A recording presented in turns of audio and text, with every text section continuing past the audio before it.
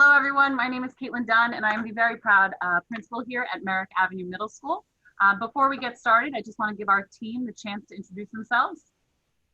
My name is Rich Vicesti. I'm the 7th grade assistant principal. Hi, I'm Kate Caparuso. I'm the 8th grade assistant principal. And we are fortunate to be joined today by our superintendent of schools, Mr. John DiTomaso. I know he's going to be popping around from a couple different webinars today, so I'm going to let Mr. DiTomaso start. So I think if we could we maybe I see that I'm just trying to look at the numbers at the bottom of the screen to see. It looks like people are still signing on. So as soon as it slows down just a little, looks like it is slowing down. I'll get started and let you guys do your thing. So I just want to welcome everybody. I want to welcome all of our parents and all of our participants who are coming online right now. I want to also welcome everybody to the Belmont-Merrick Central High School District and to Merrick Avenue Middle School. I know that although this is certainly a difficult, challenging, and most unusual way to begin school, I know the incredible work that happens at MAMs, and I can say to all parents very confidently that your kids are entering an incredible school with a wonderful staff, all the staff, administrators, teachers, clericals, paras, nurses, custodians, everyone that makes up the building. They do what we do in Belmont-Merrick. They put kids first and always. That is what happens in Belmont-Merrick in any year. It has not, that aside from what is happening right now. So I just want to welcome all of you to the Central High School District, and certainly thank you for participating today and for your questions going forward. I would be remiss if I did not thank certainly the Board of Education, who has been instrumental in helping guide us through this incredibly difficult challenge and those challenges that lie ahead. I want to thank Kate and Caitlin and Rick, and or should I say Kate and Rick and their entire administrative team for the amazing work that they are doing. Certainly I want to thank their entire administrative teams and the staff. Everyone who's working really hard at this, our teachers and clericals, nurses, paras, custodians, they are all invested, and they are all living and breathing this every day. I want to, at the same time, let everybody know that this is a coordinated effort with everyone in the Central High School District. Our overall and overarching theme is one voice, one message, and it has never been more powerful now. That we are working together to make sure that kids come back to school and that staff comes back to school in a safe and healthy way where we can maximize learning, and we know how important that is, certainly for kids. So I want to thank the entire central administrative team and our directors, assistant superintendents, and all the building teams, because again,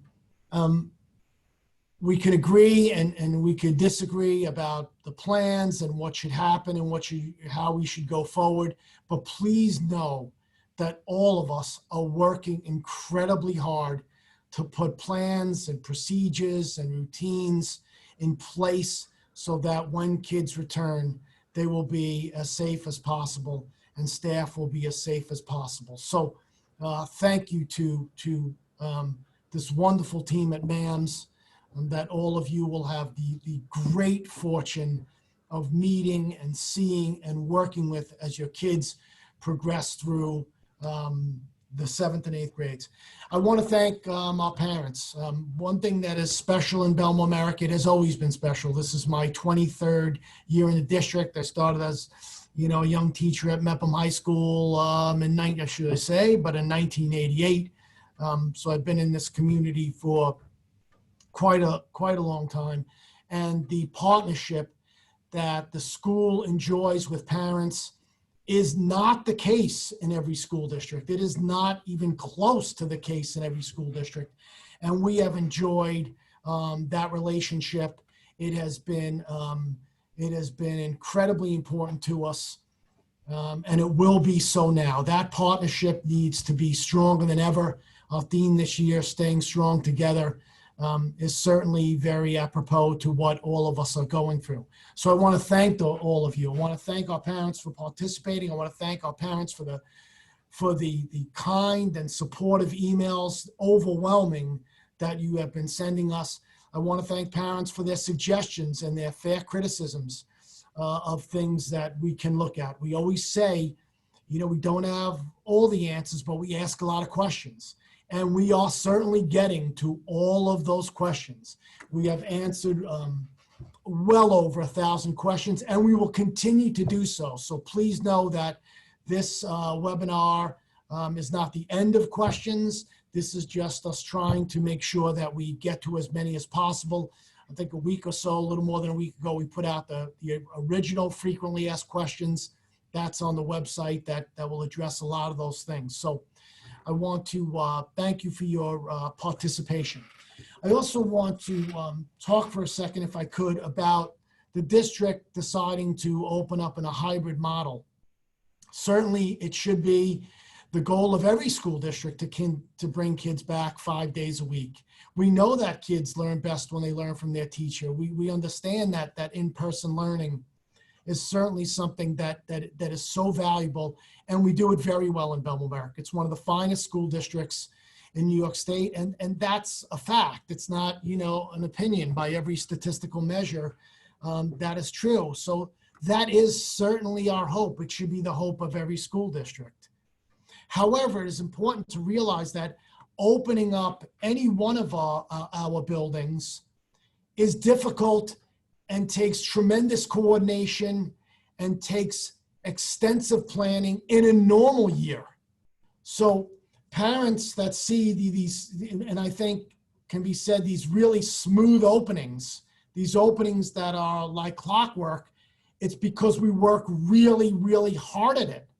And the scheduling and the movements in buildings and kids being in the right places and teacher schedules being filled, all of those things take tremendous coordination in a regular school year.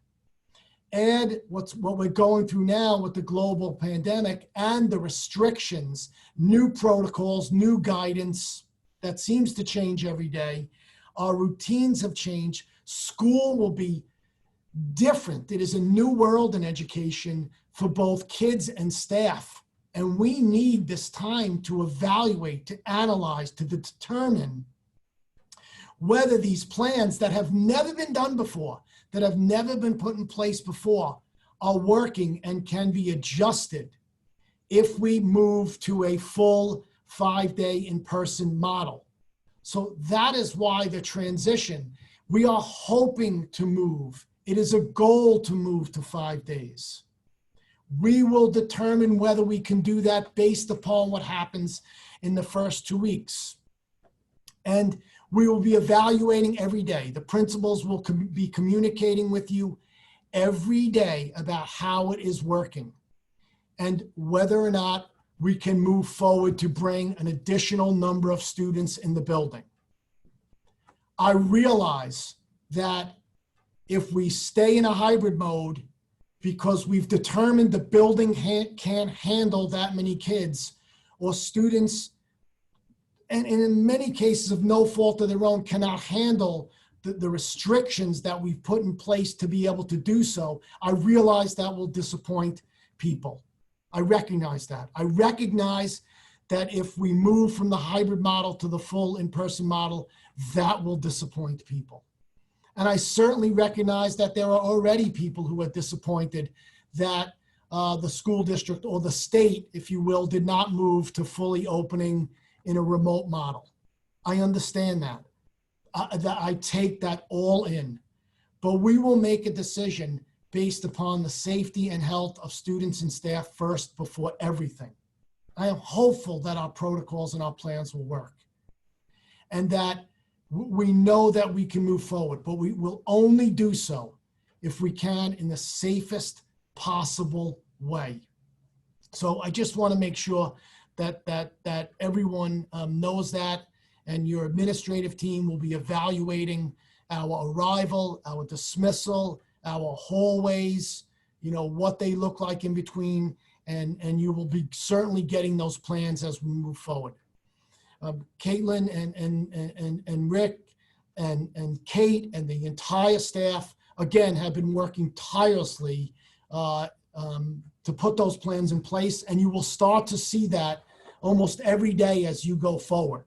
And I know, I am confident there is certainly no better team for MAMs than the group of people you see in front of you. So I want to thank you for this time. Thank you, Caitlin, and thank you, Rick and Kate. And, I know that this is going to be a very informative webinar for everyone. So thank you to our parents. Thank you for your support, and be well. And we hope to see you soon. Take care. Thank you very much, Mr. DiTomaso. I know you have to run over to Grand, so thank you very much. Going to Grand, so thank you for the time. Thank you. Thank you. Bye-bye. So for the parents who are just logging on, the automatic lights in my office just turned off. I apologize. So for the parents who just are logging on now, my name is Caitlin Dunn, and I am, again, the very proud principal at Merrick Avenue Middle School. So I am hoping that my screen share is working. Rick and Kate, do we have the PowerPoint up? Okay. So we are really pleased to speak to our 7th grade parents today. I know that we might have some 8th grade parents logged on as well who might have missed the meeting yesterday. Those of you who have friends who might not have been able to make it today, please know that each one of these meetings is being recorded, and it will be shared with families later today. Additionally, we'll make sure that we have this posted on our website for families to access. So in planning this year, we know that this is a different year than we are used to, but our partnership, as Mr. DiTomaso spoke about, is more important this year than ever before. Again, I want to thank the Board of Education. I want to thank our staff and our faculty who have given up a lot of their time this summer to serve on the meetings. But one of the most important pieces, and I think voices on the meetings that we've had the last few months for reopening, have been our parents. And the parents that have served on these meetings have gone back out in the community, have asked for feedback, and had asked the questions for reopening. And I cannot thank you enough, because a lot of our reopening plan was done with the development and with the partnership between parents and families. So I really do. I want to thank you guys again. The purpose of today, of course, is to go over our reopening plan, to answer a lot of the questions that we have. This morning, our team met to update our frequently asked questions. So if you tuned in yesterday and you happen to be on again today, you'll notice there are a few more questions that are added, of course, because more questions keep coming in. If you do not feel like your question has been answered today, please know that our administrative team is available to answer those questions for you. Additionally, we are going to be keeping open the form so that you can continually submit your questions. We will be creating a FAQ that is specific to Merrick Avenue. I know a lot of the questions that parents did pose have been answered in the district FAQ, but we'll make sure to answer those questions again through Merrick Avenue. Now, regarding parent choice, I know there are a lot of different considerations that every family needs to make. We all want to make the best decision for our kids, and we reasonably want to know why some of these decisions have been made, which I'm hoping to answer those questions for you today. Again, thank you to those who have submitted their questions, and we understand that every family has their own set of unique circumstances. We know that the return to school comes with a lot of anxiety. Speaking personally, this past spring, my husband and I had to both return to our buildings and work, and we had to drop our daughter off at a building each day, and that was nerve-wracking for us. You know, before our first drop-off, we were anxious, we were worried, and truthfully, we had really high expectations for the place we were dropping her off to each day. I know that when you drop your children off here or when they get sent to the bus, you have really high expectations of us. I would not be here every single day if I did not feel like we were able to uphold those high expectations. So I want to make sure, as a 7th grade parent coming into middle school, you have a lot of concerns. Not only are you going to a new building with new people and new teachers and an administrative team that you do not yet know, please know that We are extremely communicative. We are very transparent. And for those of you who might have older kids that have went here before, you know that we're nothing but honest. So we will continue to create a really warm environment here at Merrick Avenue. We know this transition is much different than previous years, but I really just wanted to say, really give a warm welcome to the 7th grade parents who have students who you're sending here for the first time next year. So welcome. So to get into our planning and development a little bit, as many of you know, on July 31st, the district had to submit their plans, and our district plans were approved. All 3 plans. Additionally, all of these things were done collaboratively. As you can see, we have a long list of reopening committees and subcommittees. We had parent representation, teachers, nurses, clerical, custodians, administrators, and PPS staff. So thank you again to all who participated and gave up a lot of their summer and spring to be part of these committees. Again, the ultimate goal is for the district's reopening plan to provide a safe and effective learning environment, safe being the key word there. Now, the majority of questions we received from parents were structured around the learning models. So in order for us all to have the same foundation of understanding of our comprehensive learning models, we're going to take some time to kind of move through this presentation topic by topic. So the first topic area we're going to discuss are our learning models. Again, I know this was explained in our district reopening plan, but I do think it's worthwhile to hear it and to see it presented. So the first learning model is the full in-person learning. We put the slide number that you can see it in the district plan for those of you who may want to go back and reference. But the typical school day is what that full in-person learning looks like. It's your 9-period schedule with all students. You follow our normal 6-day cycle. And obviously, you know, the major change being that there's health and safety protocols in place. We will be using masks, dust barriers, and as we move forward in this, social distancing when possible. And I'll be going through more of those procedures a little more specifically after we do our learning models. After the first 2 weeks, I know Mr. DiTomaso spoke about this before, but after the first 2 weeks of school, there will be a decision made after an evaluation process of whether or not it is safe and it is determined to be safe in the school building to return back in full capacity. So the next part of the learning model is something that's new to everybody, and this is the hybrid model. So I wanted to take some time to talk about this. So the first day of school is September 8th for all students. That includes students who are in the A group and the B group. So when looking at our students across the district, there were a lot of questions regarding the A through L and M through Z split. So keep in mind, when we looked across the district wide, the alpha split was able to best prepare us to balance classes in a hybrid model. We also wanted to work in conjunction with our component elementary districts to ensure our long-term plans are good for kids and families and for family planning. If you have a high school and a middle school student, this also ensures that your children will follow the same schedule and again, allow for the best family planning. This also allows us to work with a smaller sample group of students.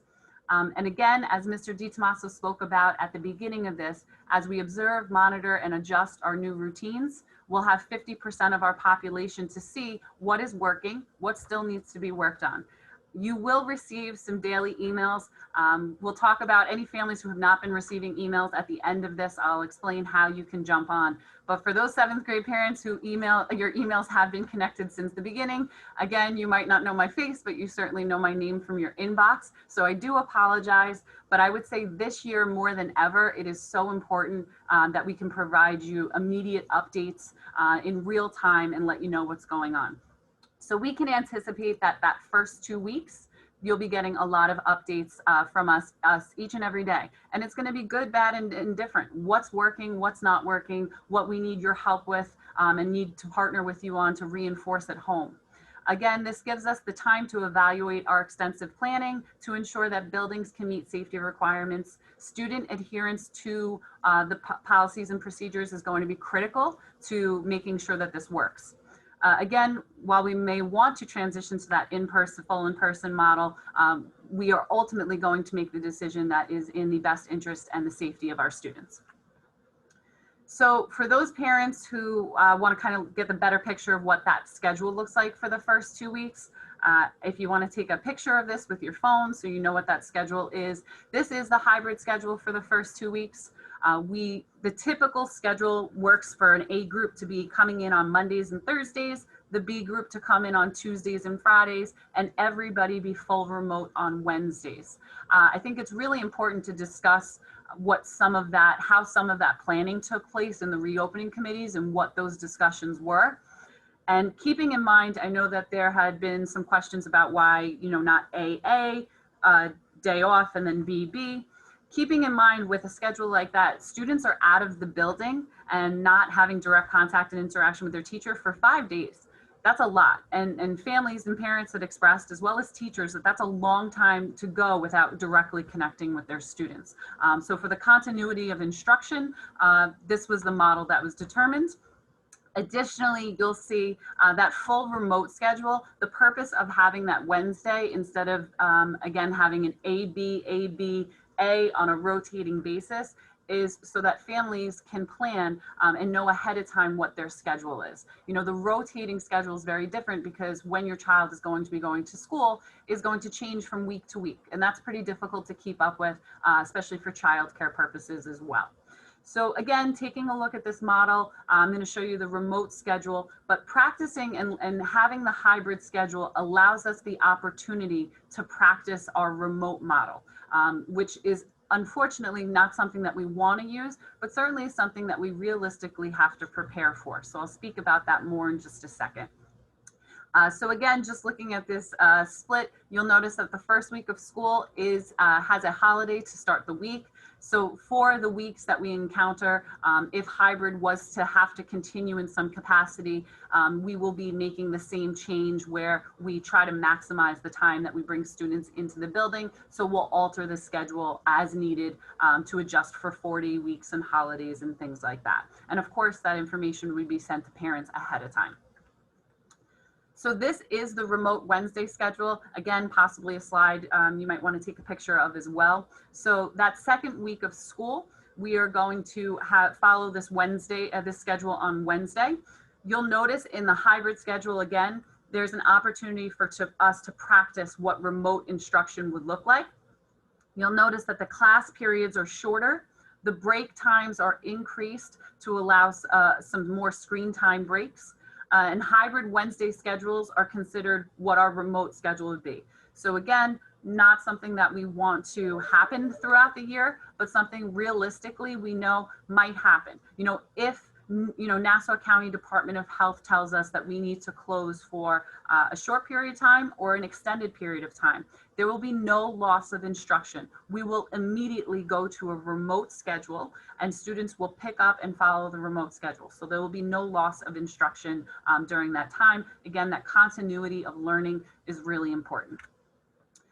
So I would say about 50% of the questions that we got regarding learning models were about what does my child do when they're home on in a hybrid model. So I really wanted to take the time to go through this for families. I did, on the bottom, you'll see this is the camera that is going to get hardlined into every desktop. Additionally, I have one here so that you guys can see. Hardlining it into the desktop helps with the streaming because we're not using the Wi-Fi. So it makes streaming a little bit easier. That's how I'm communicating with you right now. Again, students will follow their normal schedules when they are at home. This camera that is attached in every classroom will allow your child at home to hear and see what is being presented in each classroom here. So when your child is at home, they're going to log into each one of their classes at their typically scheduled time. So they'll follow the normal schedule as if they were at school. They will hear and see what their classmates are presenting. I did practice this with a teacher the other day. One of the teachers actually were in another classroom. I said, if I have to explain this to parents, I certainly want to practice it and be able to explain it myself. So from my office, I was able to see that, their smartboard, they were annotating a poem. I could hear the teacher. I could see what was on their smartboard. So everything, again, I apologize if I'm being repetitive, but I know this was a big question from parents. Whatever is presented and projected on the screen from the teacher is what the students in front of them are seeing in the school building, but it's also what the students at home are seeing as well. Attendance will be taken. This was a point that the parents really brought up during the reopening committee meetings. If you are a working parent who is unable to monitor whether or not your child is logging in and doing, keeping up with their schoolwork during the day, it's a fair question. You want to make sure that your child is logging in. So for that reason, teachers will be taking attendance for the students who are in front of them, and students will be also taking attendance for the students who are logged in remotely from home.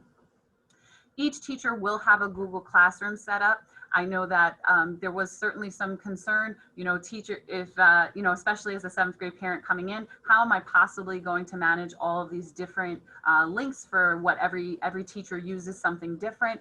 Every teacher will have a Google Classroom that will have their access information available for students. So that will be the major place and hub for students. Ms. Caparuso will go over that a little bit more when she speaks about technology. Again, the smart board that is being viewed in class, that is what they will be seeing. So the final model that we're going to discuss today, our families have asked for more clarification on what the alternate virtual learning model looks like so they can make an informed decision for their family. Certainly, as you can imagine, we've never had to prepare for a year like this before. But what I can speak about regarding the alternate virtual learning model, it will be taught by Belmore Merrick teachers. We can anticipate that it may be a combination of streaming into the classroom as well as a separate class. We can anticipate that there's going to be a blend. As you can imagine, it is very difficult to plan staffing for a group of students when we don't know how many students we're talking about yet. So, Thursday is the day that all parents have to submit their intent form. And this is all highly dependent on the people that are completing the survey so that we can appropriately staff and schedule our remote needs.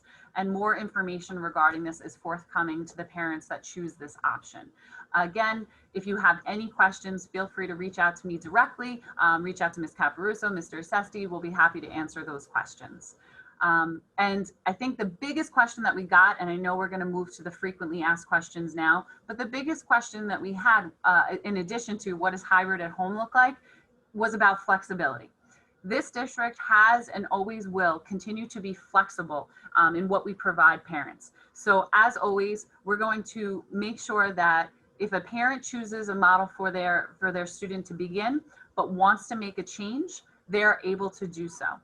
I think part of that change is going to have to take place for parents because more information is going to happen, more information is going to become available, or you may also have a situation where something changes in your household. Perhaps, somebody becomes medically vulnerable in your household and you need to make a change. We understand that, which is why that fluidity and that streaming into the classrooms is going to play a role in this. To address some of the other questions, I know I hit on some of these already. Again, can we change your minds? I go back to the district will continue to be flexible and work with families on an individual basis. We do know everybody's situation changes. We know that people have different circumstances. So what you commit to on Thursday is not necessarily what you're going to be doing after the first 2 weeks of instruction. So for families who choose that option and want to make a change, we will certainly work with you, and we'll work with everybody on an individual basis on that. Since there will be no lockers, can textbooks be offered in electronic version?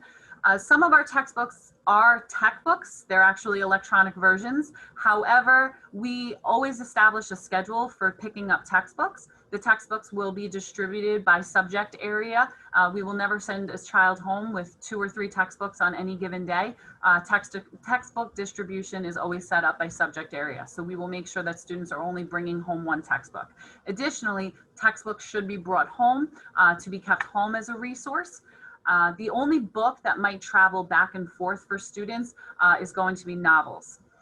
Additionally, I know that there was some discussion about what a student can bring. Can they have a backpack? Can they have a drawstring? The answer is yes. Students can bring backpacks. Students can bring drawstring bags, whatever they feel most comfortable with. We know that not having lockers, they're going to need a place to put, their pens, their pencils, their books, their lunch.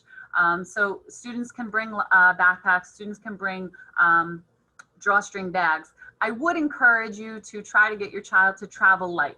So there's no reason why they need to be carrying textbooks back and forth to school each day. And for hands-on classes such as science labs, technology, orchestra, art, and PE, how will they be fulfilled at home? I have to tell you, our teachers have been working hand in hand with our chair people and our directors to try to find creative ways to bring these classes to life for the students who are at home, and to make sure that they're taking advantage of the opportunities where students are present in front of them.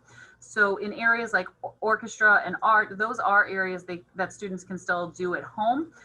Regarding science labs, I think these cameras are wonderful tools, because if I'm a teacher and I'm modeling a lab, most teachers are probably going to prefer to have the students look at the screen that the kids in front of them are looking at. So I can anticipate that a lot of our teachers are going to be showing their screen. But when there's something in their class that they should use the camera feature for, they'll be using it. So a perfect example to me is a science teacher, demoing a science lab for students.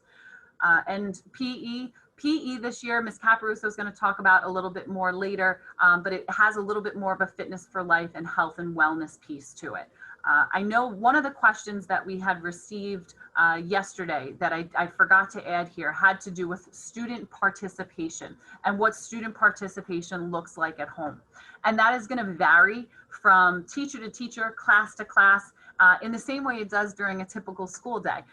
How your child participates at home is going to look different depending on the lesson. Another question that we received just a little bit later today before we got on, so I'm sorry I didn't get to add it to the PowerPoint, had to do with worksheets. So if the students are working on a worksheet in front of them in class, how will the students at home access those?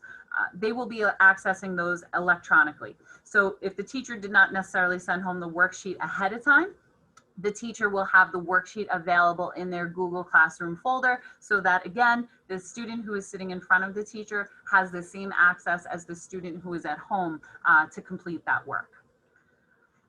Continuing on, we do have a few more questions about the learning models. Again, this was kind of the big topic as we filtered through the questions. Did we ever consider shortening the school day by removing some of the electives? To be quite honest, I know that half day or going AM, PM was really difficult for families and to prepare. However, would we ever consider it for the future? I can tell you at this point in time, there's really nothing off the table for considering students' health and safety. So if there was something that we can do that would help students' health and safety, we would certainly address it. However, cutting electives, in speaking to students directly, some of those elective classes are the reason that they love coming to school. It's the reason that they, thrive here. So at this point in time, we will not be removing those elective classes from them or having that access at this time. How many teachers or what % of teachers are in support of the hybrid? I don't have a %, but what I can tell you is that our staff and our teachers have been involved in this planning, and our staff is eager to get back to school and teach their kids. That's what they're passionate about. That's what they love doing. So, I can certainly speak for the Merrick Avenue teachers in saying and confidently saying, they're excited for the school year. Of course, like you, they have some nerves. This is a lot different than they've ever been used to. We have an incredible staff here. Just the other night, I received a text message from a teacher around 10 o'clock who was preparing her Google Classroom, and it was adorable, and it had these little apps and how you can access things. I think it's on everybody's mind right now. It would be hard for me to say everybody really took a summer off. I think our teachers are finding creative ways that they're going to be able to connect to students this year. Something for us all to keep in mind as well, we know the situation with the global pandemic is fluid, and our plans will continue to evolve as necessary to react to the changes in infection rates in our community and the guidance that we receive from New York State and the Nassau County Department of Health. It certainly is possible that the district will have to change plans. I know one of the questions was, are we locked into this until 2021 or until June? We're not locked into anything right now, and we are taking a lot of our cues and our guidance from New York State as well as the Nassau County Department of Health. Again, certainly the remote plan is not something we want to use, but it is something we are prepared to if we have to, and for the purpose of not disrupting instruction. How will I know if my child's logging in? Infinite Campus. So those of you who have not logged into your Infinite Campus yet, I know all 7th grade parents received an email at the, a letter at the end of July. I would suggest you log on to Infinite Campus. It's going to be a place where you are going to access schedules and attendance, and I'll speak about that a little more towards the end. All right, so moving on. So screening. So we did have a lot of questions regarding screening and procedures, arrival, dismissal, and coming into the building. So the screening must be completed by the parent or student prior to entering the building. It is a link that you'll have access to. We do have staff members that do not have smartphones or devices, just like we know we have kids that do not have smartphones and devices. So if you do not have a smartphone or a device, or if your child does not have a smartphone or a device, a hard copy of the self-screening questionnaire will be available, or they will be able to answer the questions verbally with the staff member that is going to be there. We will have a lot of staff at each entry point, which we'll speak about those in just a few minutes. Again, the questions can be asked verbally. Keep in mind, if a student answers yes to any of the questions, they must stay home from school. So if your child does answer yes to these questions, please do not feel the need to send them on the school bus. You can absolutely, keep them home with you and contact the attendance office as you normally would. And I do apologize. I have the motion lights in here, so they keep going on and off. Pictured here, you'll also see, this was my screening, and this is what appears on my phone when we screen and we enter the building. So there'll be a color of the day each day, and you'll know that's how the screening gets recorded. Additionally, we'll also have temperatures will be taken of each student and staff member that comes to the building. We have the non-contact wall mount temperature measurement system. We were very excited for this new product because it is much easier and much more stable and reliable than the individual handheld thermometers. So it does take the temperature at the wrist. It can take the temperature of about 50 people per minute. We will probably have people distanced a lot more than that, so it wouldn't be in that case for us, but we will have it at multiple entry points. Again, we will be using multiple entrances for the purpose of dispersing the student population at arrival. More information about that will be shared with you about the drop-off locations for your child. We will also be using different entry points for the buses and splitting those up as well. There will be security aides, staffs, administrators, nurses at all entrances. All students must wear masks. However, the district will supply a mask for any individual that does not have one. So we do have plenty of PPE and disposable masks available. I do have to take this moment to thank our Director of Facilities, Mr. John Simpkins, who had, the foresight to plan most of this in March, and he ordered PPE at a time where now, a lot of school districts are having difficulty finding that equipment. So thank you very much, Mr. Simpkins, for putting us in such a good place with that. We really appreciate it. All students and staff, again, will have their temperatures taken when they walk in. Additionally, students will have ID badges. We know that our 7th graders do not yet have their ID badges. Those will be given and provided to students within the first 2 weeks of school so that they'll have their ID badges on them and their masks when they walk into the building. Dismissal at the end of the day will be staggered. Plans and procedures continue, just so you can kind of see that little picture. Those of you who stop, to the school building anytime within the next couple weeks, you'll notice that these signs will be at every entry point district-wide. The bathrooms, we did get a few questions about our bathrooms. The bathrooms will be cleaned on a rotating basis, period by period.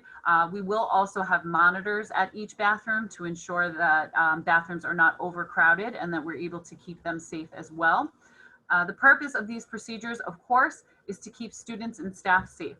So when we make any decision, and every question that we kind of go through here, at the heart of it is this what's in the best interest of students and staff and their safety?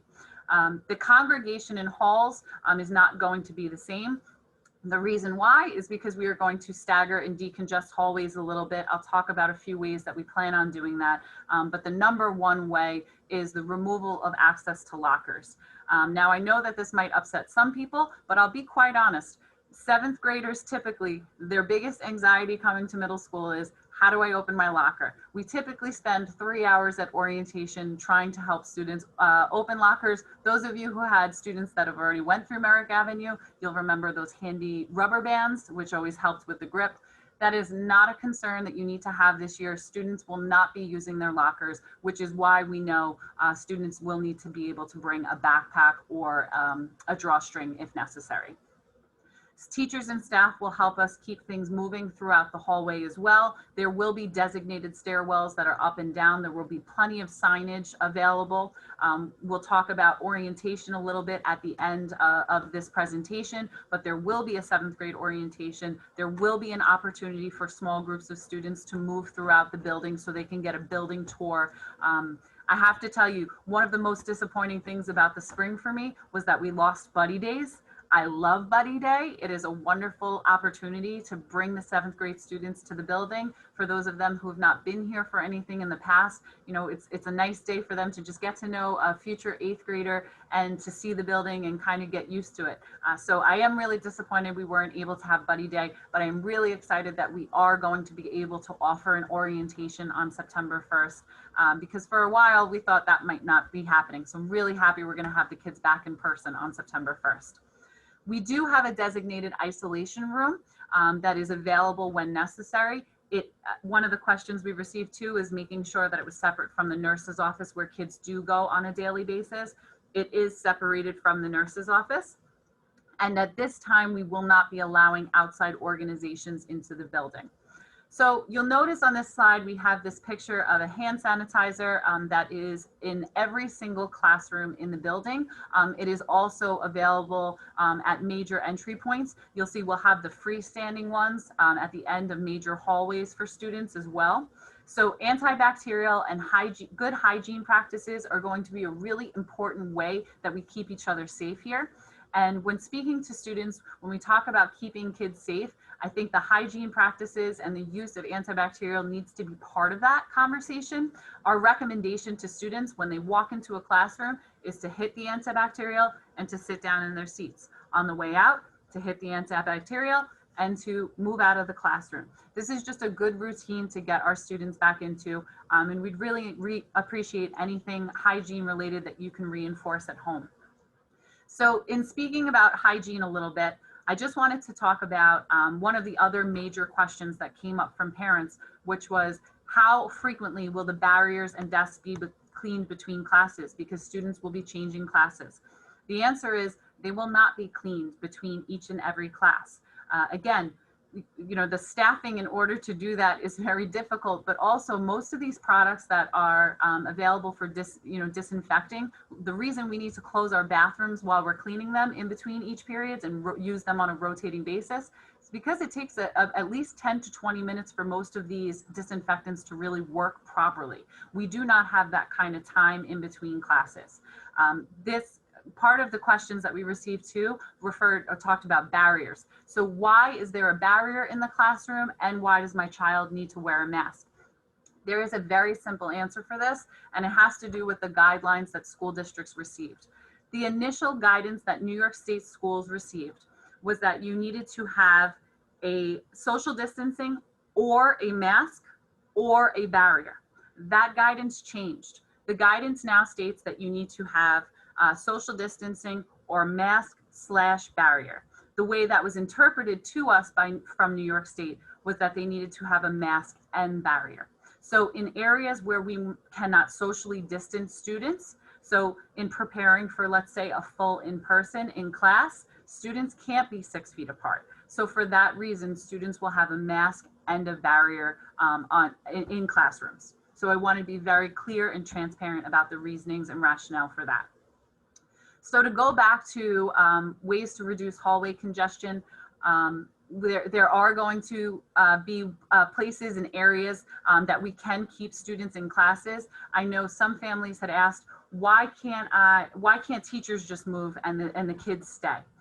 The reason is because we've really changed and tailored education in the middle school for individual students. You would be shocked because when I went to middle school, when most of you went to middle school, you could have those cohorts of kids who mostly had the same course request. That's not the case anymore. We have 3 different maths, We have 2 different sciences. We have 4 different languages. You have 2 different technologies, 2 different family and consumer sciences. You have different supports. You have 4 different levels of reading supports and enrichment.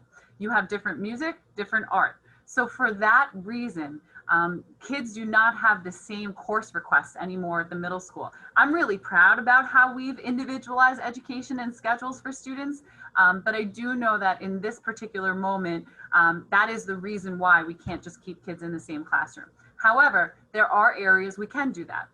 The humanities lends itself very easily to that. Students will stay in their English class and their social studies class back to back, and that will reduce those 50 kids from moving. Instead, their 2 teachers will move.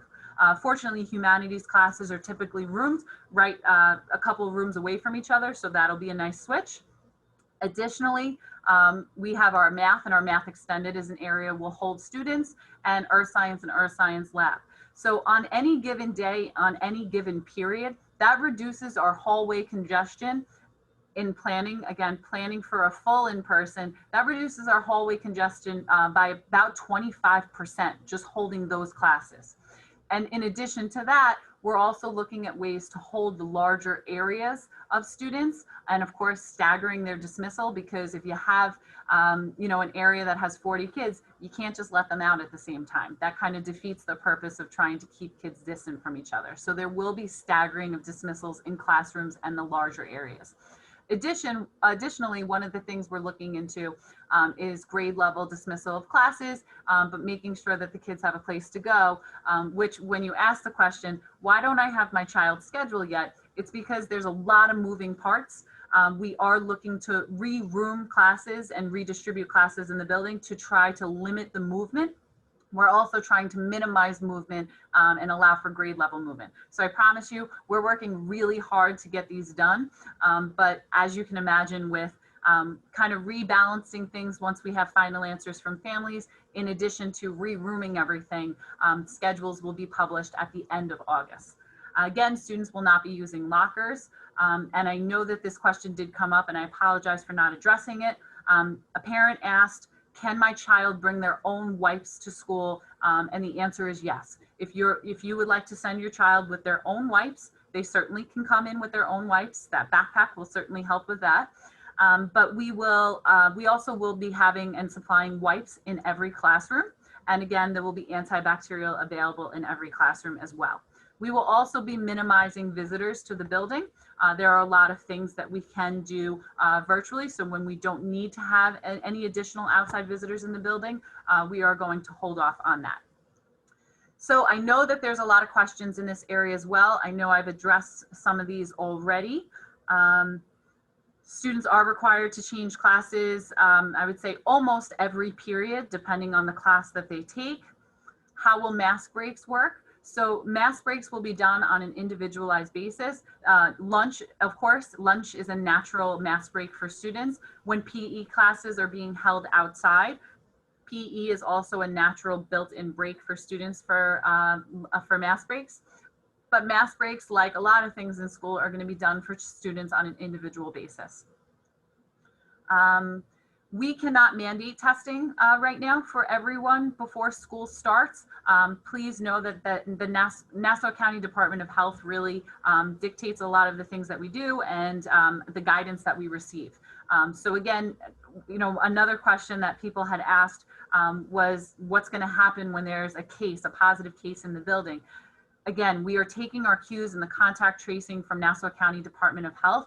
I am proud to announce that our nurses are all, you know, certified from the Johns Hopkins University in their contact tracing program. But at this point in time, you know, we've received our direct understanding is that Nassau County Department of Health will play a large role in how these cases are handled. I know parents want more answers. They want to know, you know, who's the kid, what room are they in, and things like that. Those are answers that are going to be provided for us, and guidance that will be provided for us from Nassau County Department of Health. And we do, of course, have to follow HIPAA regulations. So there's certain information that we cannot directly share with names. The idea of quarantining, it's going to be on a case-by-case basis. We did actually have some really great questions regarding masks and what kind of masks students can wear. I know that some of this was addressed in our district FAQ. But I also want to be direct in saying this information is changing constantly.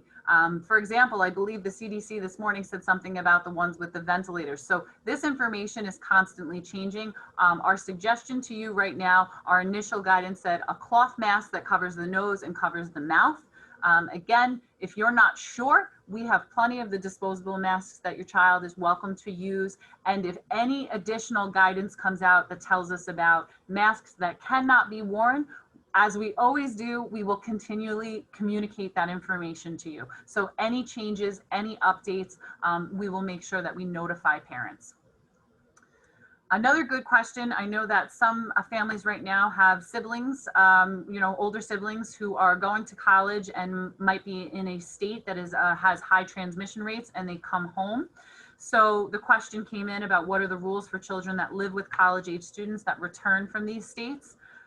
Again, at this point in time, there's something called a contact of a contact. So that child who lives with the student returning from the high transmission state does not have to quarantine. However, if the person at home is positive for COVID, they will have to quarantine. So there is a difference. We will also continue, again, to work collaboratively with the Nassau County Department of Health. Again, if any new guidance, we will certainly share with you. Contact tracing and all that information will be directly given to us from there. I am very happy to answer the first question. Yes, we have air conditioning at Merrick Avenue Middle School. Additionally, another big thanks to the community for making sure that happened, but also to Mr. Simpkins for making sure we have all of the highest and up-to-date ventilation for this. So the air is changed over and exchanged in each of our classrooms 3 times in all areas of the buildings, 3 times an hour. That's actually more than the recommended rate.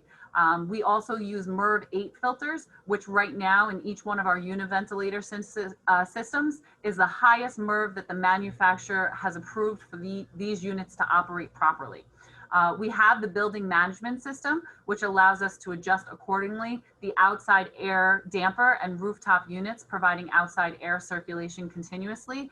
Again, thank you very much to the community who approved this project a few years ago. Those new univentilators are certainly, they were ahead of their time in the planning and what we're really doing right now. So thank you. As far as is there enough room in each classroom to properly socially distance? The answer is no, there is not. That is why we are utilizing the barriers and the masks in the classrooms. Using a combination of a barrier and a mask allows us to maximize all the reasonable precautions recommended by the CDC. Again, the safety of our students and our staff is paramount. That is what's most important right now. We will not have lockers, but yes, drawstring bags and backpacks. I'm going to say that a few times because I want to make sure everybody knows. The use of Brookside will be incorporated into the opening plan. We actually have some students from Calhoun who will be utilizing Brookside. This was a plan that they had last year for our prep program, so Brookside is being utilized for that. There also may be some remote options that come out of our Brookside building. The criteria for full in-person opening, I don't want to simplify it too much, but is it safe? Have we been able to do all the things that we said we were able to do? Are students adhering to our policies and procedures? Can we handle all of the protocols that we put in place? I want to stay positive, and I want to use our summer program as kind of a guiding principle here. We had ESY, for those of you who are not familiar with the extended summer year program. We had that program here this summer for some of our students who are classified. And we started with half of the population of students because we wanted to see how it went. We had to test out the procedures, and it went exceptionally well. Within the first week and a half, students got reoriented to the building. New students started to understand what the new policies and procedures and practices were. So after that first week and a half, after reevaluating the program, Mr. Arlen, Ms. Poliseo, and Ms. Ellinghouse were able to say, let's bring all the kids back. We're doing everything right. Our students and staff get it. They're doing everything they're supposed to do. This didn't work, but we adjusted it this way. So that's what's so critical about those first 2 weeks. We have to test these things out. We have to make sure they're working. We have to make sure people are adhering to these new policies and procedures. And I have no ego with this. Whatever I can possibly do to keep your child safe and our staff safe is what we're going to do. So if our first initial plan didn't work, if we need to add an additional entry point in the morning, we'll do it. You know, whatever we need to do. Again, you cannot have an ego with this. We are going to continually to adjust and change. I know that there are going to be some things that work better than others. We have to monitor it. We have to modify and adjust as we move along. Again, while we recommend our students travel light, keep those things in mind. The separation enforced in bathrooms will be done because we will have a monitor, a staff member outside of each bathroom to make sure that takes place. I answered the question about the barrier and the mask already. So I think we covered each piece on here. These are the questions we added this morning. So thank you again to the parents that submitted. Any 8th grade parent that's watching, I apologize. We did not address these yesterday because these just came in. So we are seeing colleges and school districts open in person in a few short days. They're sending students home because of COVID outbreaks. What is the plan in the case that an outbreak are reported in our school and our district? Again, I go back to those discussions and that guidance we have from New York State. Things will be decided regionally, but things will also be decided on a case-by-case basis. So we will continue to work very closely with the Nassau County Department of Health to make these determinations. How seriously will mask wearing be enforced? Mask wearing will be enforced. It is very important. It's not something that we're choosing to do just because. It's something that we're being told in order to open schools, this is what we have to do. So students will have to wear masks when they come here to the school building. Again, just to go back, we are seeing, you know, that is a very real thing happening right now. You know, I just saw it on the news this morning, another college that had to close and send their students home. This is why we have already put in place that remote model and that remote schedule. Again, not something necessarily that we want to use, but something that we have in the case that we have to go to it. Again, practicing the hybrid model gives us the opportunity to practice what a typical remote schedule would look like on that second Wednesday that we come back. Backpacks. Today during the webinar, you mentioned that students will be allowed to carry backpacks. Will this include regular sized backpacks? Yes, a student can have a regular sized backpack to carry their lunch in. I would just again recommend that you encourage your child to travel light.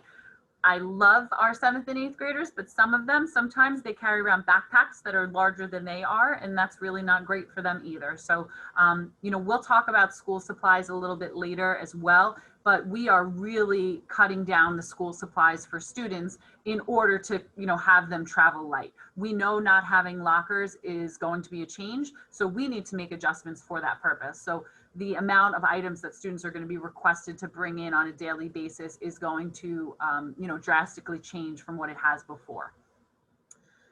Can the parent do the screening at home, or does the student have to do it? Where can they get the link? So the link actually for the screening will be sent out prior to the first day of school, so everybody has access to it. Additionally, we'll have QR codes up at each one of our entrances, so students can scan that if they choose to and do it upon entry. We do suggest that they do it at home prior to coming to school for those who have a smartphone or a device that they plan on bringing.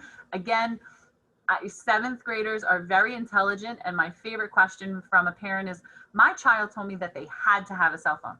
They do not have to have a cell phone to enter Merrick Avenue Middle School. That is not true, and you are free to play this recording for them when they tell you that that is the case.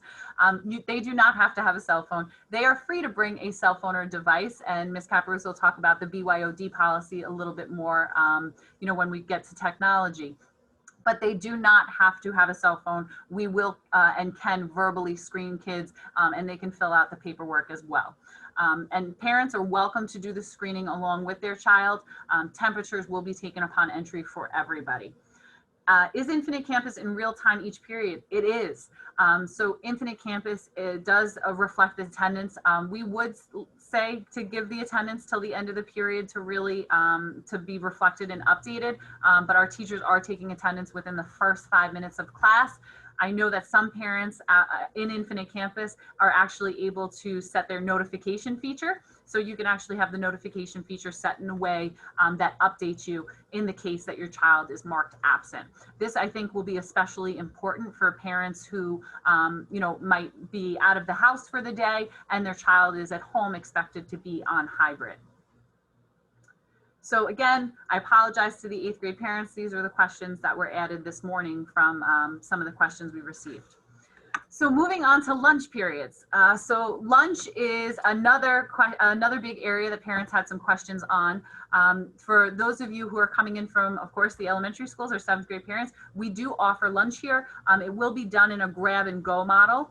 What that means is it's a quicker way to get the kids in and out. And to start the school year, our director of cafeteria services and food services, Joanne Finelli, has been working really hard with her team to make sure that we can do this safely for students. It will only be cold lunch for the first couple of weeks while we try to figure this out. It may stay cold lunch. We have to really see how this is going. But students can absolutely purchase lunch at Merrick Avenue each and every day during their lunch periods. They can also purchase beverages and snacks.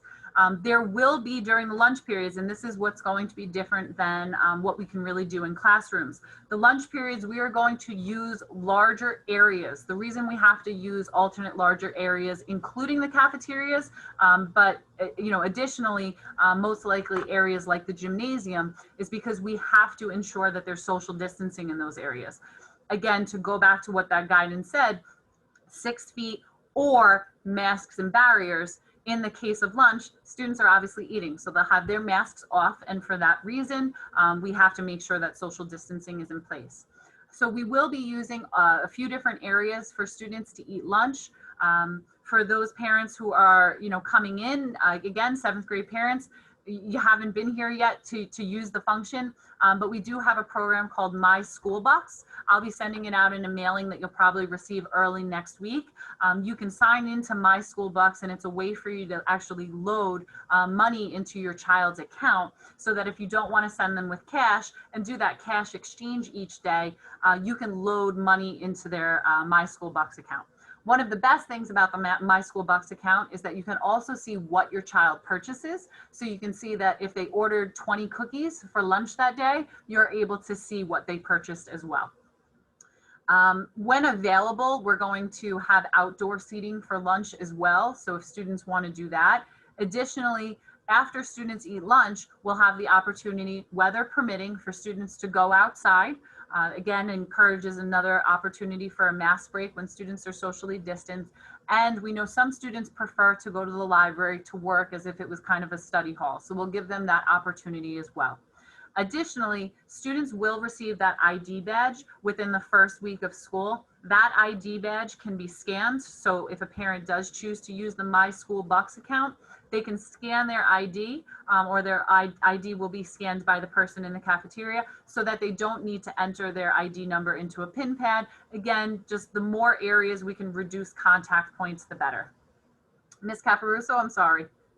No, that's okay. We did just get another lunch question this morning. Although students won't have their ID badge the first day, will they be able to purchase lunch? Absolutely. So I would say for parents who plan on using the My School Box option, this typically takes about 2 weeks to load into the student's account. So my suggestion would be for those first 2 weeks to make sure that you send your child in with money for those few days while we make sure that there's money in their My School Box account. But you'll also be able to track that information. So you'll see through the My School Box page, you'll be able to see when the money has been added to your child's account. You'll also see how much money and what the balance is remaining for your child's account, so that you can keep track of that. If you do log into our district webpage, there is at the top, you can click parents and students, and you'll see it says cafeteria services or food services, and you'll find a lot more information there. But I do want to let you know that is being mailed home to parents later this week. So just going through these questions, which I think I might have already answered each one of them. I did. Oh, new one that we got this morning, and I did add it. Sorry, Ms. Caparuso. Can school bucks be transferred from one student leaving the school to a sibling entering the school? So my school box actually follows the individual student. So let's say you just had an 8th grader who is graduating and moving on to the high school, but you also have an incoming 7th grader. If your 8th grader is continuing on in the Belmore Merrick Central High School District schools, so if they're attending Calhoun or JFK, MEPM or MAP, your child's lunch account and My School Bucks will continue with them. So whatever was remaining in their account stays with them. If you do have an older child who either graduated or moved on to a school outside of the Belmore Merrick Central High School District, you can transfer their balance to your incoming 7th grader. The way you would do that is by contacting Joanne Finelli through the same resources that I told you I mentioned before. You would go on our district website, you'll see food services, and you'll be able to contact Ms. Finelli that way. Okay, so Ms. Caparuso, if you can go forward with explaining the arts, PE, and sports. Sure. So the arts, PE, and sports, we have been working closely with our teachers and our district director of fine arts, Ms. Cheryl Fontana, to ensure that we're safe and that our students can experience the arts safely this year. Our art classes will be equipped with barriers and communal supplies will be limited. Our teachers are working on what supplies will be providing and also recommended supplies. But again, as with all school supplies, we're keeping in mind our theme of traveling light throughout the day and throughout the building. Chorus classes will be held in the auditorium and spaced out 12 feet apart when singing. Band will utilize 2 connected classrooms with a teacher and a supervisor, streaming for both rooms with the teacher moving between locations as needed so that we are able to meet the required spacing accommodations there dependent upon the instrument itself, which brings us to orchestra, which is lovely, not being a wind instrument. We are able to maintain the 6 feet distancing in the current room based on class sizes. If necessary, we will also have capacity to be in the overflow room with the teacher and the supervisor.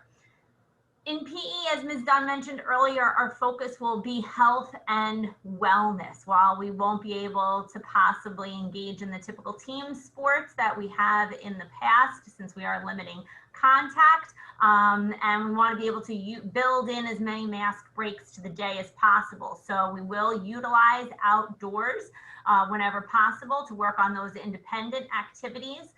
We will also have a fitness for life type of curriculum, which I believe Ms. Dunn also mentioned previously. If you're familiar with the high schools, that is one of the physical education electives that we offer, and really does take that health and wellness approach for students. I have to say, I was roomed across as a teacher at Calhoun from the Fitness for Life class, and certainly enjoyed some independent activities, including squats, lunges, yoga. Maybe enjoyed is the wrong word there, but I did engage in them, and will help the kids establish some great patterns that they can take with them throughout their lives. There will be no locker room usage for physical education classes. And in the case of inclement weather, we'll also be utilizing the large spaces while we will have chairs and desks set up in the gym for cafeteria overflow. That also nicely sets us up already socially distant for where we can bring those independent activities and wellness lessons inside. In terms of sports, we are following New York State, and the Section 8 will make the final decision on sports. And as soon as we receive updates, we will make them available for families, and we'll follow their guidance on that front. We did receive a question, Ms. Dunn, while this morning as well, about clubs and sports. So obviously that answers the sports portion of the question. In terms of clubs, will they be available to students, and when will they be starting if they are? So great question. And I was really pleased last year at the end of the spring, a lot of our clubs found, and club students, presidents, and advisors found some unique ways to keep the clubs going virtually through the spring. To start this year, I think it's really important that we take the first 2 weeks to really focus on reorienting kids to the building and getting used to our policies, procedures, and what we're doing here at the building. So we definitely want to encourage clubs and extracurriculars. I think that's actually one of the main draws of middle school, and how exciting it is for students to really start getting involved in some of these. So we will certainly have clubs this year and extracurriculars. At this point in time, our plan is to most likely start them October 1st. So moving forward into October. So we can anticipate those first 2 weeks. Again, I think it's just really important we get kids used to getting back to school. They haven't been in a school building since March, most students. So just getting them back to that. But we will definitely be offering extracurriculars this year, whether or not they'll be virtual or not, but we will make sure that the clubs and sports are available to any student, regardless of what model they choose. And I think this is really important for even the parents who choose the alternate virtual learning model. We will make sure that there's a way that students can stream in and be part of those clubs and extracurriculars. Regardless of what your decision is for learning model, I think it's really important. That does not change your status as a student here at Merrick Avenue. You are a Belmore Merrick student, you're a Merrick Avenue student, you're just as part of our building and community as the student who's here. So I think that's really important. So transportation, can I just jump to Mr. Sesti real quick? Yes, hi everyone. So all students who are eligible for busing will still receive transportation services. Please note that all transportation staff will perform self-screening assessments prior to arriving to work that morning. We also ask that all parent guardians ensure that your child does not have symptoms or temperature before boarding the school bus. All riders, so all students, must wear face masks at all times in the bus. I know a question came up in the chat on if a student forgets their face mask. Please note that the buses will have disposable face masks for students if they do not have one. Buses are going to be cleaned between each route in accordance to the CDC guidelines. Windows will be kept open to allow circulation of fresh air. We encourage siblings to sit together so we can increase the bus capacity. Buses are going to be low from back to front to limit exposure. So students who are the first stop and boarding the bus first, they will sit in the back, and then after each stop, students will be filling in the seats on the back to the front. To start the year, we will have a 3:30 late bus. Reason being that we will have extra help, and extra help is a wonderful opportunity for students, for all students. So we will have that 3:30 late bus available after work. So just also please note that within the coming weeks before school, you will receive bus passes if eligible for a bus. And along with the bus passes, you're going to receive a letter from the transportation office over at Director of Transportation, and it's going to include information that is a bit more detailed in regards to the safety procedure and the new transportation procedures for this upcoming year. I also want to note that when you receive bus passes, within that envelope, you're also going to get a sheet of paper that lists all the stops on the route. Please note that that sheet of paper that lists the stops, that's not the route itself. It's just simply a list of all the stops that your child's bus will make. The bus pass will probably say 7:20 or 7:25. Also, just please note that that is not the time of your child's stop. That's the time that the bus is expected to make the first stop. So for the first few weeks, we encourage all students to do their bus stop at that time. And then once the bus gets used to the route and perfects the route, we get a better idea of the time that the bus will be getting at your specific route. But that time in the bus pass is just simply the time that the bus will be the first stop. Thank you, Mr. Sesti. So Ms. Caparuso, if you can jump back in for technology. Thank you. So technology, probably one of the most important and intimidating factors of entering middle school. We've already referenced our student management system a number of times, Infinite Campus. We understand that this is a different student management system than you may have experienced in your elementary school districts, which is why it's so very important for you to log on and input your information into the student management system so that you can ensure that you are receiving all of our communications and updates. And as Mr. DiTomaso and Ms. Dunn said earlier, we are a very communicative district. Please check your junk and spam folders for our emails if you have signed up and are not getting them. But in the upcoming days, that will be even more critical that you are receiving our correspondences and so that you and your child are informed and comfortable about all of the changes, modifications, additions, and routines that we'll be establishing in the upcoming weeks. So Infinite Campus will be utilized for student attendance and grading. And as Ms. Dunn said earlier, there will be period by period attendance taken and recorded in Infinite Campus in all learning models. So whether we are full in person, hybrid, or remote. I was on a tutorial this morning looking at an extension to Google Chrome that allows you to take attendance through Google Meets of the students that are signed in. And these are things that our staff are being trained on and getting comfortable with prior to the first day of school. On that note, I received this question before and it bears repeating. September 8th will be our first day of school for all students, whether you are Group A or Group B. So Group A students will be attending in person. Group B will be attending online. And I know that sounds scary, especially as a 7th grade parent. My child has just been to the building for orientation, and how am I going to have them log on? We are going to walk through that in orientation. We're also going to be recording orientation so that you have that as a reference point the first day of school and any hybrid day or remote situation thereafter as a reminder.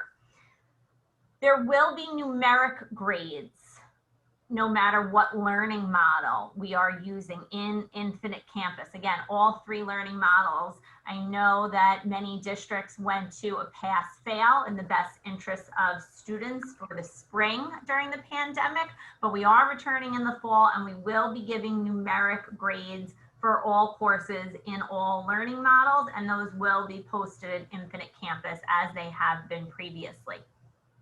We'll also be moving to one platform. The different districts have done different things, and we recognize that you're all coming from different elementary districts. However, Google Classroom will be the primary platform for accessing classes. Some students may be more familiar with that than others, and we understand that. And to ease that anxiety, we'll also be going over that at orientation. And we do have tutorials and some cheat sheets on our website, and I'll walk you through where those are in just a moment. But Google Classroom codes will be provided to students, and they will have the access to that for that first day of school, even if they are remote in that Group B on the first day. Our online etiquette policy is ever changing and adjusting. Obviously, this is something that is new with remote instruction, and we realized in the spring that that was something important that we needed to address. If we are going to be in a hybrid or a fully remote model, we do want to see the students' faces. We do want them logged on, and recognizing that the student code of conduct that would be in place in the building is also must be adhered to when they are at home accessing their classes remotely. We'll be going over that in more detail, and they'll be going over it in their classes as well. We do also have a BYOD policy, bring your own device. Students can access our Wi-Fi network. So if they are comfortable utilizing a smartphone, a tablet, a Chromebook, anything of that nature, they can access that using our Wi-Fi, and of course adhering to our policies and procedures, for what is and is not permitted when using that school Wi-Fi. And again, that's something that we do go over with the 7th graders in detail during orientation.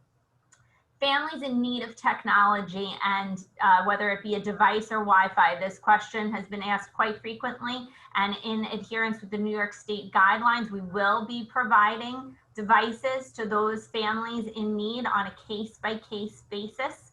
Ms. Dunn, as I said, is very communicative. There is always a Friday email. There will be information forthcoming about the process that you would have to go through so that we can get you that technology prior to the first day of school so that you have access to that and can log on for day one. So we're finalizing what those procedures and practices will look like for distributing that technology. And once we have that, we will send that out to you so that we can get the ball rolling and get you what you need prior to the first day of school. We do have our technology FAQ and resources that are available on our district website to support students and parent questions and concerns. And I suspect with our hybrid model and the possibility of remote in the future, that will only continue to grow. Mr. Joe Anako is our Director of Technology for the district, and he's incredibly receptive and responsive to parental needs and concerns and providing you with whatever support that you need in an effort to help your child be successful in all of these different blended learning models. So if you go to the district website and you click on the Parents and Students tab at the top, once you click on that, the second item in that drop-down menu is Belmore Merrick Reopening and Continuity of Learning. You're going to click on that tab and that's the screen that you'll see right there on the right. So on the left, those are the two circled, the two tabs that you need to click. And then that brings you to a whole host of things that you might find to be helpful. Our comprehensive plan for reopening of schools, our online learning and class etiquette policy, and a number of other things that you might need to reference when dealing with our technology in the district. And of course, we're all here and ready, willing, and able to help you however we can. Thank you very much, Ms. Caparuso. So some really important items, and I know Ms. Caparuso touched on this in her presentation, the idea that we really need accurate email addresses updated in Infinite Campus, and I apologize if this does, again, seem pretty repetitive, but we can anticipate this year there is going to be information that is constantly changing, and those Friday emails are full of chock full of information. For those of you with older siblings, I'm sure you know and have grazed through those a bit. But if you are an incoming parent and you did not receive my email to our 7th grade parents this past Friday, I would ask that you first look in your junk or spam folder for Caitlin Dunn. If that is not the case, please log on to Infinite Campus and make sure that your email address is accurately listed there. If your email address is not accurately listed there, I would ask that you reach out to our building so that we can update that information for you. Additionally, on our district website and on that technology website, there are directions for you to do that yourself using Infinite Campus.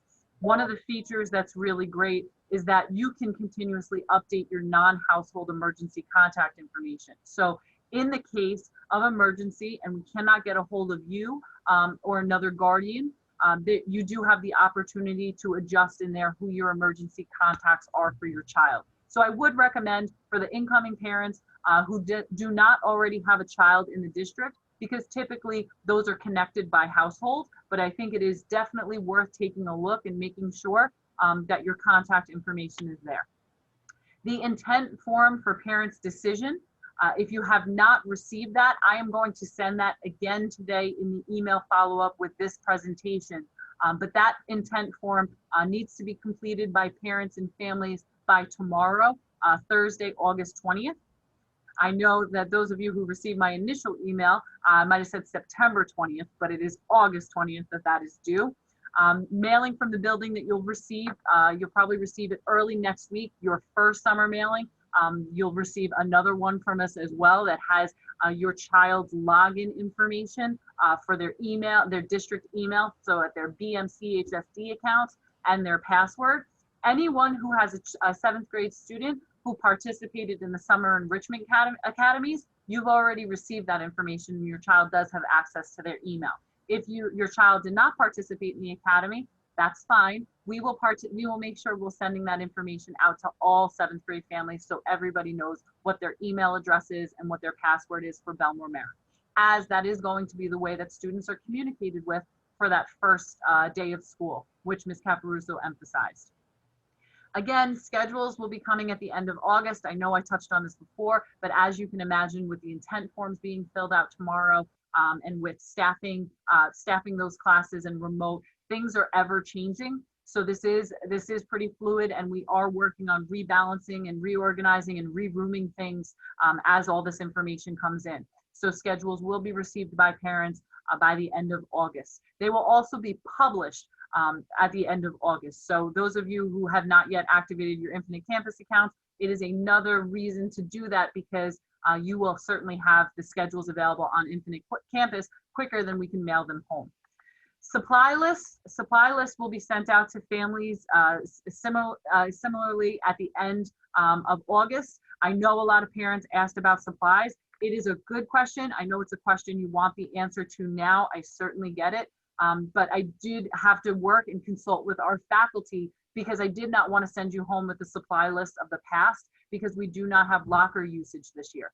So for that reason, we are really working on reducing and minimizing the amount of supplies that students need to bring in. You can anticipate that there's going to be some folders needed, and most likely a 5-section notebook. But I will send out the final list for families soon. Again, we're trying to keep it limited. Students, of course, should be coming with their own pens, pencils, and things like that, but I will make sure that's all included on the supply list. We will be creating a video for all students and families, really more for our students so that they could see once we get the signage in our building, and so they can see what a typical admission into the school would look like. So from start to finish, if you're a busser, you're going to get dropped off here. If you're a walker, you're going to get you're going to walk in here. And if your parent dropped you off, you're going to walk in this building, this end of the building. We want to make sure that we give as many visuals to make students feel comfortable. So you will be receiving that video prior to the first day of school. And thank you to Belmore Merritt Broadcasting Program for helping assist us making those videos. And lastly, before we kind of finish up and jump into orientation, I did just want to say thank you very much to our PTA Executive Board. They have already been hard at work placing orders for agenda books, organizing information for parents. In our first mailing, you will receive a PTA membership form so you can join the PTA. They are also selling MAMs gear. You can get one of these really cool MAM Strong masks. So thank you very much to our PTA, but we do have an online store where you'll get the link through our next mailing. All right, one of the major questions, will there be a 7th grade orientation? Yes, there will be a 7th grade orientation. It will be held on Tuesday, September 1st. I know it was mentioned before, it will be recorded for families that cannot attend that day. Please keep in mind, we are only letting students in the building for the 7th grade orientation. So parents will receive the times, the start and end times of orientation so they can drop their child off. It will be Tuesday, September 1st. If your child cannot make the date on Tuesday, September 1st, it will be recorded and it will be sent out to all 7th grade families. I do hope that you understand there is a lot of planning and preparation that goes into getting a building ready. And there are some things that need to be done and signage that needs to be placed and put up throughout the building. So we cannot offer an additional day, but we can make sure it's recorded so every family has access to it. That will be an opportunity for students to visit the building. We will have them broken up into smaller groups so that they enter. We'll have 4 different orientation times sent out. That will be included in the mailing to you as well, so you know when your child will report to orientation. And additionally, within those small groups, we'll divide into even smaller groups for students to have the opportunity to tour the building. We will also review procedures, and most importantly, I think getting students used to that technology and how to log on so they feel confident logging in. If they happen to be part of the A group or B group, whatever it is, that first day of school and that second day of school, they feel comfortable knowing what the expectations are and how they log into their classes. So that's really important to us. So as we wrap up, I know that your children might not have been here last year, but if somebody was to ask me what my favorite day over the last few months was, I would tell you that it was our 8th grade moving up ceremony. And I cannot tell you how emotional this day was for us, because we felt a little defeated, because we knew we couldn't have a typical moving up ceremony, but we knew this class had just endured something that was really difficult. They did not get to finish the year that they wanted to, and we had to do something that was really special. So our staff, our team, our custodians, our security guards, our administrators, we put our heads together, and we were able to put together an incredible day for our students and individually acknowledge each one of our 8th grade students. And again, if you ask me what my favorite day was in the last couple months, I'm going to tell you it was our 8th grade moving up day. It was so special. It was such an amazing day. And that excitement and that passion that our students and our parents and our teachers felt that day, that's how we're going into this year.